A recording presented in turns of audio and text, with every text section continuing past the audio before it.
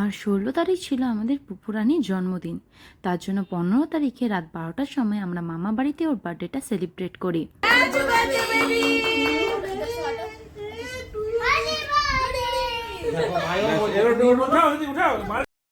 আর 16 তারিখ সকাল সকাল সবাই মিলে চলে গেছিলাম পুজো দেওয়ার জন্য মামা বাড়ির কাছে একটা মা দুর্গার মন্দিরে।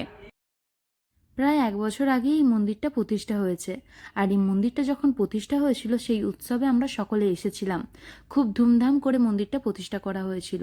সেই প্রতিষ্ঠার কিছু ভিডিও আমি আপনাদের সাথে এর আগেই শেয়ার করেছি। পুজো শেষ হবার পর বাড়ি ফেরার পথে আমরা একটা জায়গায় দাঁড়ালাম। কেন বলুন তো? ধুসকা খাওয়ার জন্য। কারণ ঝাড়খণ্ডের ফেমাস ফুড হচ্ছে এই ধুসকা। মা আগেও এটা বাড়িতে বানিয়েছে, কিন্তু রাস্তায় দাঁড়িয়ে খাওয়ার মজাটাই আলাদা, তাই না? যেমন হচ্ছে ফুচকা। ফুচকা তুমি যতই বাড়িতে বানাও না কেন, রাস্তার ধারে দাঁড়িয়ে খাওয়ার মজাই আলাদা।